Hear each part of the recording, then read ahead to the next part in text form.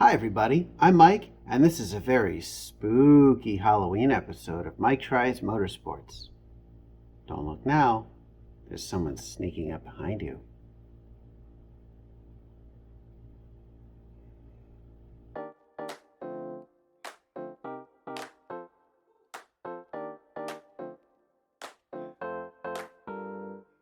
At the end of the last episode, we were tearing down the engine to investigate a possible head gasket failure.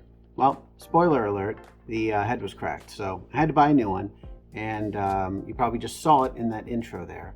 And we're going to spend this episode getting the car buttoned back up so we can take it to the track in the next episode. Okay, so what do we have here? We've got a couple packages in the mail today. Very important packages for this project. First, about time we did something about that upper dipstick tube. This thing just slides right out when I try to check the oil.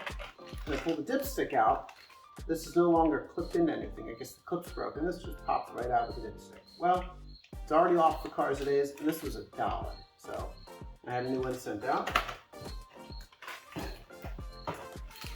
This elbow here is part of the PCV system. It connects to this T-fitting, which I bought another one. No. Yeah, there it is. And it's part of the emissions control system for the car. I noticed that this was broken. It sits under the intake manifold. It's a pain in the butt to get to. I'm glad I noticed it. I can replace it now. It's a couple dollars worth of parts right here. I also bought this vacuum pump. I'll open these up and give you a better idea. I think this is called a suction pump, vacuum suction pump. Bought a new one of these. I'm not sure where it goes, but it seemed like a good thing to buy anyway. Again, a couple bucks while we're in there, right? And of course, I bought a new oil filter. We're going to change the oil in this before we run it again. Very large filter in this car. So hopefully we can get some of those things done in the very near future.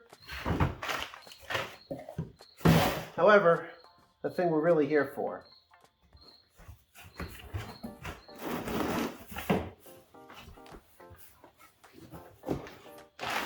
the brand new to me remanufactured cylinder head. Let me get you in for a closer look.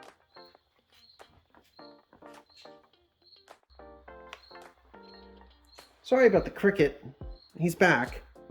I'm sure you can hear him now on camera. Anyway, so what do we have here? This is a remanufactured German casting. Well, the casting says Germany instead of what the AMB had on it. But a remanufactured Audi cylinder head that I purchased from, of all places, AutoZone online.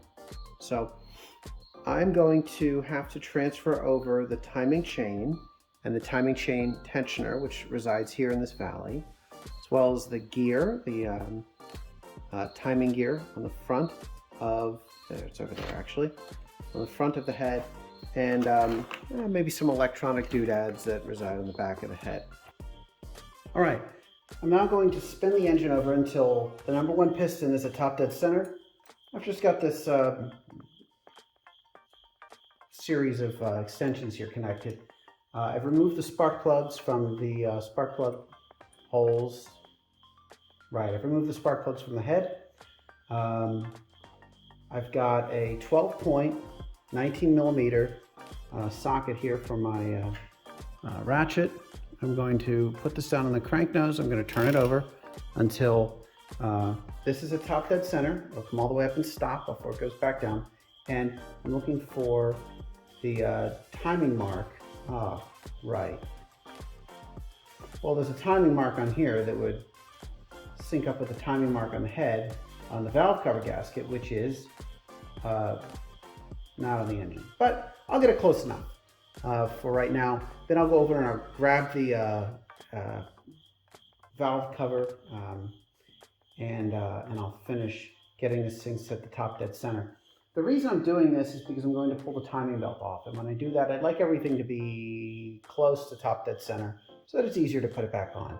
I am going to try to not have to take the harmonic balancer off and all of the associated pulleys, and I know you're not supposed to do this, but I'd really like to reuse the timing belt tensioner if it looks like it's in perfect condition. I've only driven the car a few hundred miles, maybe 1,000 miles or so since I did the timing belt job. All of this stuff is brand new and it's kind of expensive. I've heard that reusing the timing belt tensioner is like asking for a broken timing belt and failed valve train. And I've also heard people say that they reuse them all the time and it's not a big deal. So I'm not telling you what to do. I would encourage people, when in doubt, replace the thing. But I think in this case, I'm going to see how it goes. If I feel like it's not the ideal scenario, I'll just throw it away and I'll get a new one. Wow, I really wish I was filming that. I could probably do it again. As I was rotating this to top dead center, the piston just came up to top dead center and fluid gushed out of this number one spark plug hole. I'm guessing we have a bad head gasket or possibly a cracked head. There's some more evidence for it, and I guess it wasn't gasoline. It doesn't smell like gasoline. It sure didn't look like it. I'm going to see if I can do that again, but first I'm going to get my bore scope and I'm going to stick that down in the number one cylinder, see what we can see. I'm sure it didn't all come out. And we'll see what it looks like inside. I promise, if I find that cricket, I'm going to relocate him outside. Sorry about the noise again. All right, so let's see what we can see down in this number one cylinder here. This is the one, if you remember, that had the that I tore the threads out of the head on. I actually put a kind of like looks like a time insert that you insert. You bore it out, you retap the hole, and then you stick the steel insert in. I put one of those in. It actually came out with a spark plug. So if the cylinder head is bad, then I'm not going to have to worry about it. I'll just throw it away and get a new cylinder head. But if the if I end up being able to reuse it, then I'm going to probably redo that. I might put a time insert in it, or I'll just make sure I hammer the anvil on it a little bit harder. I think that was probably the problem, mistake that I made last time. Yeah, look at that. I don't know if you can see that. I'm going to relocate the camera here so it's a little easier for you to see, but that cylinder looks like it is full of water. A couple inches of it, in fact. I'm submerging the bore scope here in the water. Wow, that's crazy. I was not expecting that. Okay. I'm going to get you closer. I'm going to turn off the light on here so it doesn't interfere with things as well. All right, let's see if we can get this thing to focus for you. I'm going to tell it to focus on that. There we go. And actually, you can see that screen just as well as I can. It's a pretty tough screen to see with. Okay, what we're looking at here, that's the spark plug holes. And I'll go inside the cylinder here. And that's the top of the piston right there. But if I back out here, you can see that I come out of some fluid. Look at that. That is all water. I think it is. Look at that. That's a lot of fluid. Okay, let's try it again. I don't have my extensions in the hole right now because at the moment I'm not looking for top dead center. I already found it and I went slightly past it when that happened. So let's just do another lap around here. Man, I should be wearing eye protection.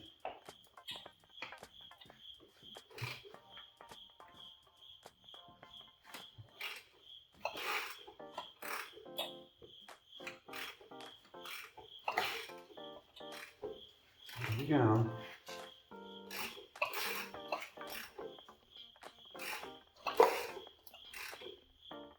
No, didn't happen again. Well, anyway, still not good. I think I found top dead center here on the cam, so I'm going to back this up a little bit. And stick my extensions down in the number 1 plug hole. I'm try to get this to top dead center. Looks like I've already passed it.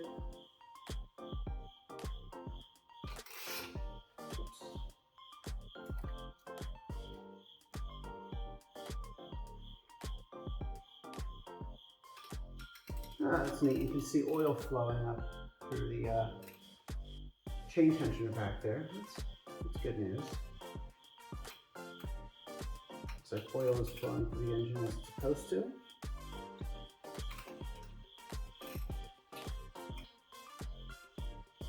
Looks like about top dead center. There's a mark down here on the harmonic balancer as well. I'll probably let me show that to you, and I can use the light here on the camera just to illuminate it a little bit. I believe that's the mark right there on the balancer. And of course, I can't even see the mark that I'm supposed to line that up with here. And of course, the mark on the valve the valve cover should line up with, I believe, this little notch right here. On there. I'm going to go grab the valve cover and I'll stick it on here and I'll see if we're lined up. And then if we are, I need to remove this idler pulley. This is actually part of the tensioner. The tension is applied to this component here by the actual timing belt tensioner, which is kind of under there, down here somewhere. Okay. I've got the timing belt tensioner out of the car now, and I've relieved tension on the belt by loosening the, well, I don't know what that's called. I'm going to call that the timing belt tensioner pulley because it works in concert with this piston here. If I want to reuse this, I'm going to have to compress this piston completely back into the cylinder that I came out of and lodge something in there to grip on this. It came with a little piece of metal that was in there, and once you've got this bolted in place and the pulley in, you're supposed to pull the metal out and this thing comes out. I can't compress it by hand. Some people say they put it in a vise. I don't know how wise that is. I'm gonna give it a shot, see if I can make that work.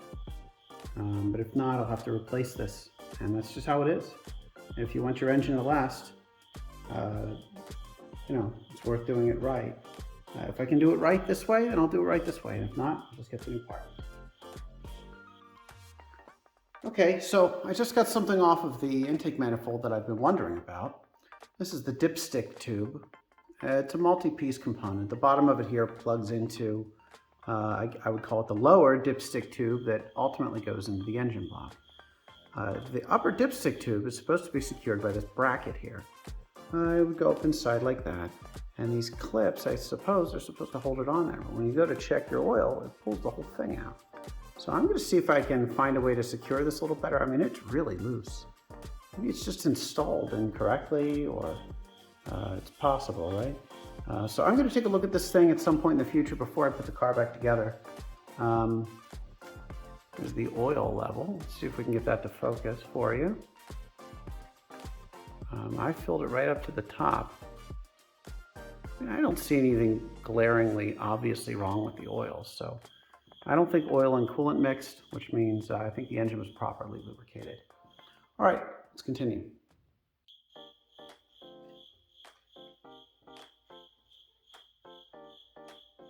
Okay, I've got the head loose.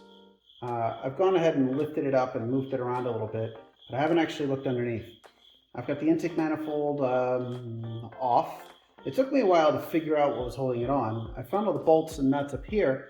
What I was missing was this 6mm bolt here that bolted this vertical riser under the throttle body. It just helps support the mass of this thing so it's not cantilevering off of the intake ports on the head. So I'm going to go ahead and pick it up. I've tightened by hand 2 nuts. Hold the top of the valve cover on so that I can set this thing upside down on my workbench. I'm actually going to go put a piece of cardboard up there. I have that box over there that I'll probably just throw up there now. Let me go grab that. Ideally without knocking the camera over.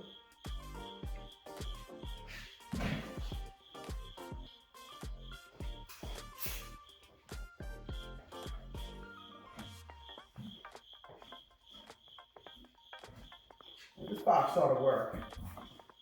I'll just put it here on the workbench.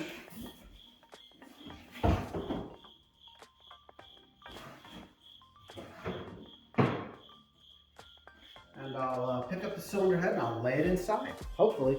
I've checked the back of this thing. I don't see any other connections. And I don't feel any. I think it's completely loose. I have my drain pan underneath. A whole bunch of coolant came out, so whatever coolant was still left in the head, probably the coolant flooding the cylinders, has come out. So let's see what it looks like. We're in this together now. It's very heavy. Very stuck.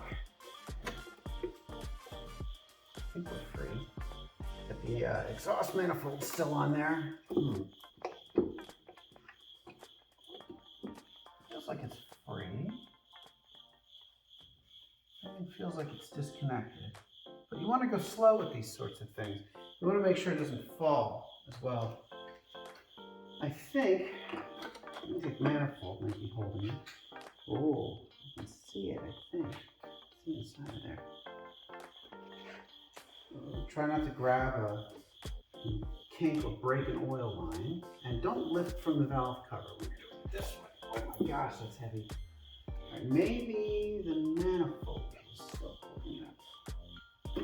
Boy, this coolant line could be holding this up.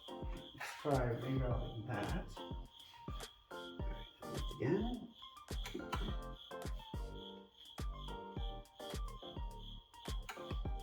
Oh, trying to stick the finger in a plug or something.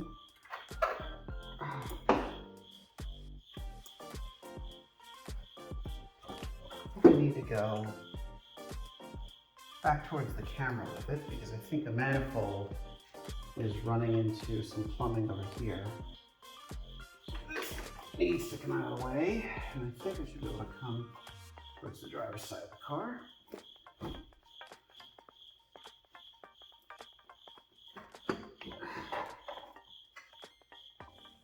It ain't broke, fix it till it is. Oh, hope I didn't break that. At this point, it's just really heavy.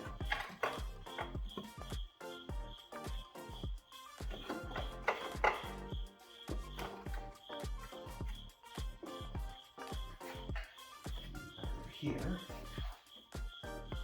Remember, lift with your back in a jerking, twisting motion so that you don't pull a hamstring.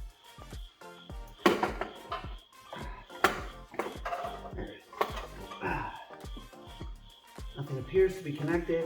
Still. My gosh, this is heavy. Okay, so we now have the head out of the car. Unfortunately, my battery ran dead. Just as I had a chance to show you the view of the inside of the engine, it was full of coolant. And at the time, I thought all of that coolant had leaked from the head through cracks at the top of the cylinders. However, I'm glad I didn't show that or say that, because ultimately what I think happened was the coolant that was inside the head just simply leaked out through the coolant passages, and well, there was a lot of it, and when I picked this thing up, it all poured into the cylinders. But yeah, I think all 4 cylinders were just completely full of coolant. That couldn't have been the norm, because I don't think the engine would have turned over had it been like that. Anyway, this is the issue that we have with the car. This is cylinder 1. If you look real closely right there, I mean, it's not hard to see it. There's a crack there between these 2 valves. There's another crack here. I mean, this thing is cracked into oblivion. Now, interestingly, this is the cylinder that I had to open the spark plug hole on because it got stripped.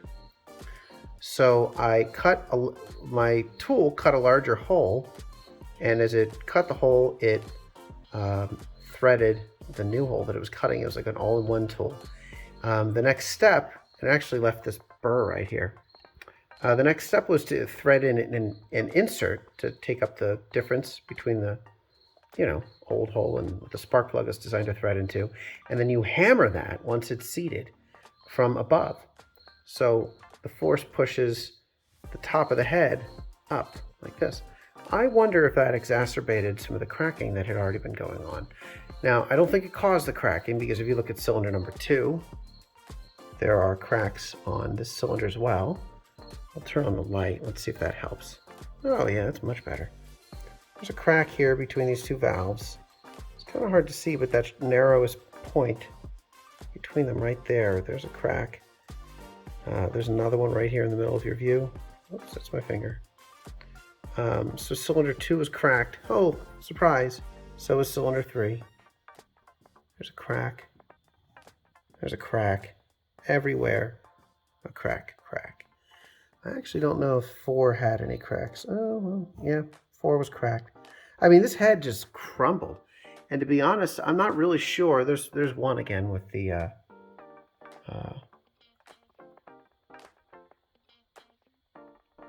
spark plug hole opened up compared to number 2, nice and smooth.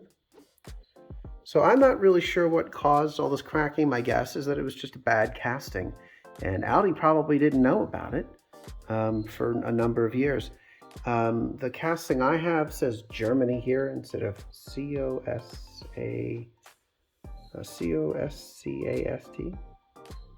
Coscast?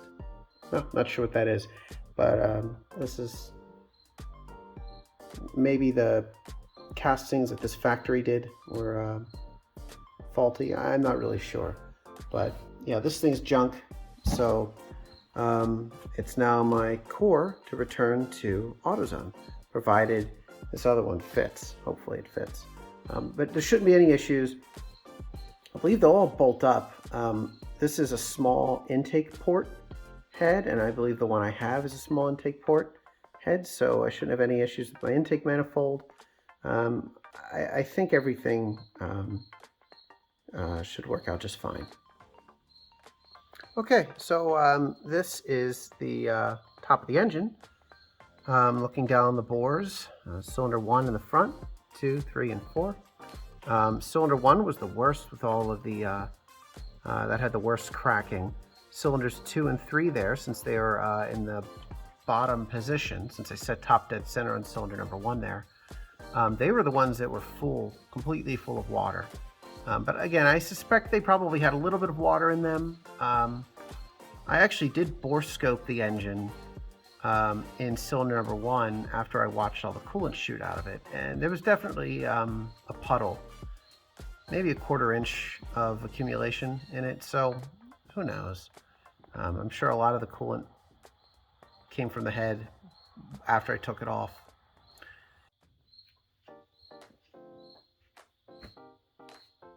Okay, so Here we are looking at the old cylinder head again. I have to get this cam gear off. This nut and washer, this stud right here is where the timing belt tensioner assembly sits. I have a sensor here. This must be the crankshaft position sensor.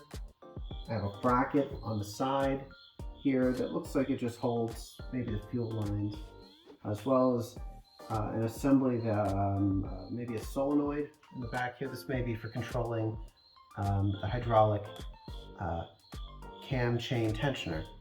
I believe that is actually a variable cam timing system that the car uses during warm-up on initial startup.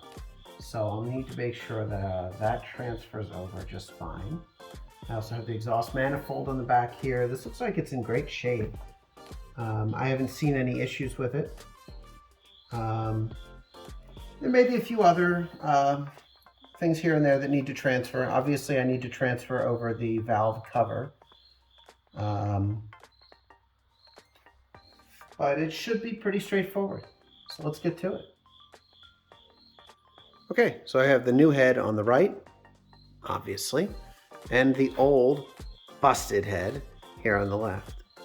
It looks like there are a number of things that are absent on this head.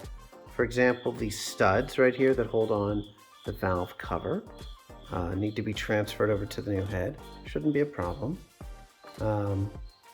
Here's the tensioner and the chain that need to be transferred over here as well. I'm sure setting timing has something to do with maybe this notch here and this arrow here. Oh wow, that's actually probably pretty straightforward. This thing is also pretty dirty. I might take some time and maybe clean this up. There's a little build sheet that came with this. It's sort of a check mark of all the things that they did as they assembled it. My understanding is that these bolts are torqued and lubricated, and that all I should have to do is transfer the cam gear and, well, you know, all these random other components onto the new head, and it should work just fine. I have studs already for the exhaust manifold, so that shouldn't be a problem.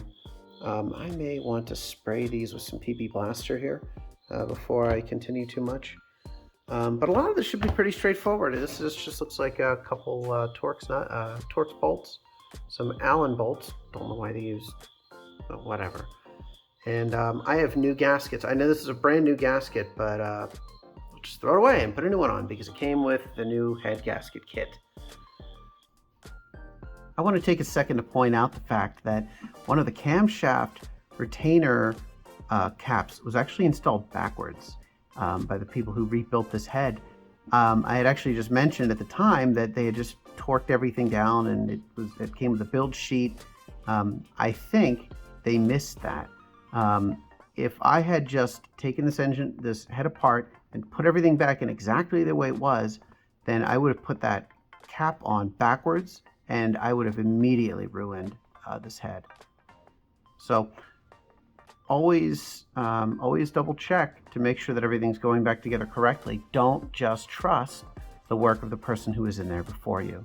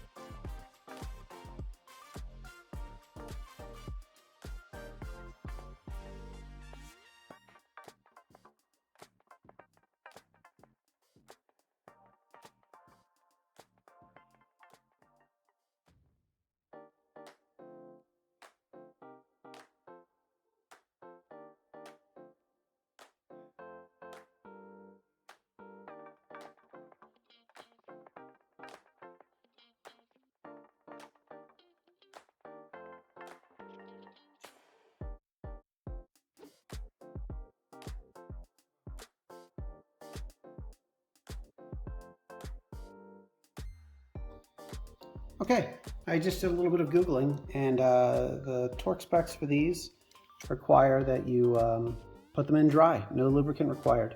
If you lubricate them, that changes the value that you need to torque them down to. Anyway, just put them in dry. Pretty simple.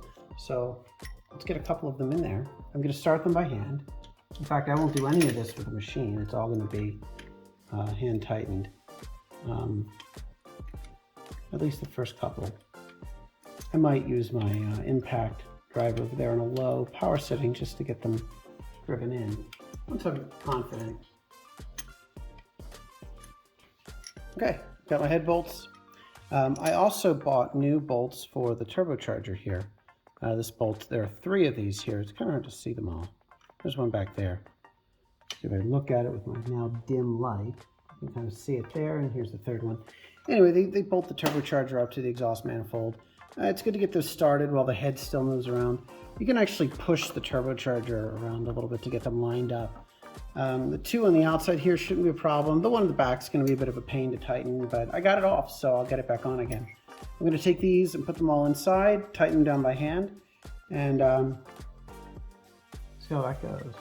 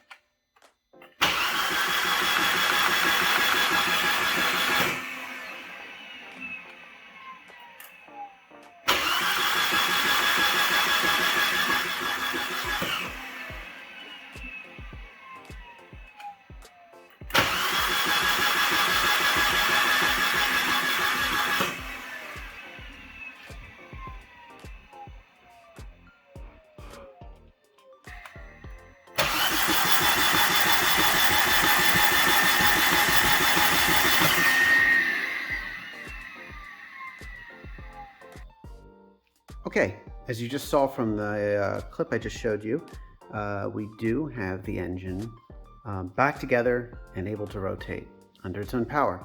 Battery was connected temporarily while I did that. Oops. There we go. The battery was disconnected temporarily while I did that to test it, to get it spinning over and to start circulating some oil through the system. I changed the oil. I did that off camera. Actually, I did a lot of this off camera. The work was really intense, and I wanted to make sure I was focused on actually doing the work and not necessarily on trying to set the camera up and get all the different shots. Plus, a lot of the time that was involved was getting back here, the diverter valve and the PCV system, things like that. Making sure that was right before I torqued the head bolts down. You notice all the new light here? Well, we have this ceiling light taped cleverly to the hood. This is very advanced tape. Just kidding, it's painter's tape. All I have to do now is put the coil packs on, and it should be ready to start. I'm going to open the garage door here. I'm going to add a little coolant before I do it. So put the coil packs on, I'll add some coolant, open the garage door, and hopefully it works. We'll see. Every time I do any work on an engine like this, where I go in and I change the timing belt, typically timing belt changes are always followed by rough running, weird sounds, all sorts of crazy things, and I always think the thing is broken. I always think I've got the timing out of phase, but it always ends up working out just fine. So, predictions. I'm hoping for a nice smooth start and smooth idle. I am anticipating the worst sounding engine you've ever heard in your life, clearing up after it smokes out my whole garage. So we'll see which one we get. I ran the starter on the car with the spark plugs out and the car neutral. The fuel pump fuse removed. Yeah, I just ran the starter like that for a few seconds at a time, but several times, in order to circulate oil through the system. Prior to putting the valve cover on, I also poured a bunch of oil all over the valve train. There should be plenty of oil in the system. Once I get coolant in there, the coolant's going to get sucked right into the engine, and I'll just have to I'll have to top that up. But just for now, I want to make sure the car starts. So I probably won't worry too much about the coolant. Just for this, I'll run it for maybe a few seconds, and if it works, I'll put the front bumper back on it, take it off the jack stands, and take it off for a drive. Okay, it's time to start the car and see what happens. I'm the only one in the garage right now, so I'm going to need you guys to keep an eye out for leaks. Let me know if anything comes spurting up the top, or if you see anything, floating around the bottom there. Just leave a comment in the comment section. I'll see the comment. Live, actually. I'll see it live while we're doing all of this. So it's going to be really helpful. Really important that you all do that for me, okay? So let's go see how it starts.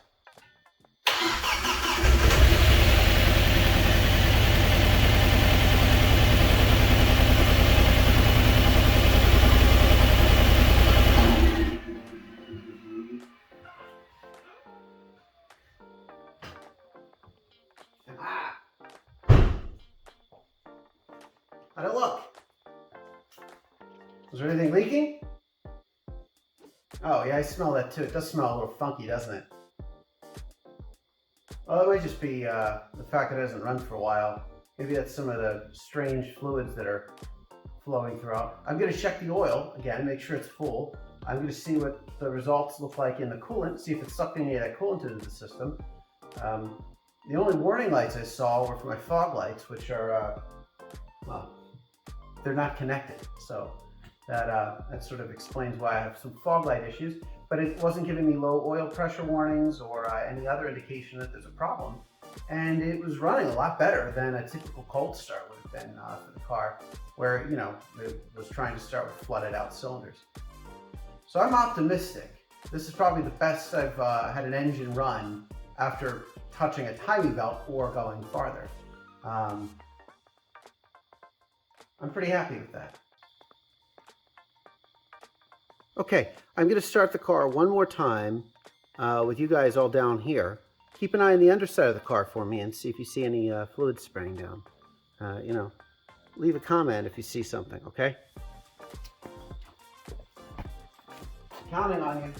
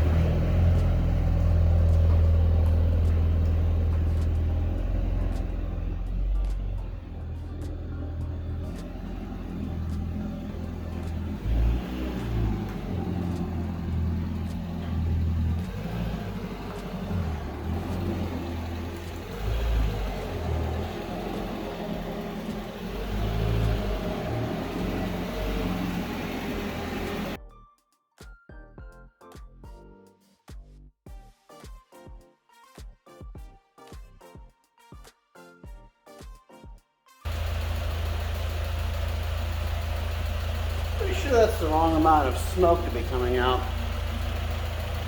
I don't know, this thing might be dead. Well, I don't know. A lot less smoke now than there was a minute ago. Let's see what happens if we keep it running. Boy, that was a lot of work, but I'm glad we got it finished. The car put out a bit of a smoke show when I first started it and for a few minutes, but a test drive the next day cleared it up. In the next episode, we're going to tackle the brake pads. We have the EBC yellow stuff pads for the rear and the blue stuff NDX pads for the front. We're going to flush the brake fluid and we're going to change the oil in the car. And then later on in that episode, we're going to take it to a Friday at the Track high performance driving event at the Jefferson Circuit at Summit Point Raceway. It was my first time there, and what a fun time we had. It was just a great time. So until then, thanks for watching, and please subscribe if you're interested in what we're doing here. I'm Mike. This has been Mike Tries Motorsports. Keep it shiny side up, and I'll see you in the next one.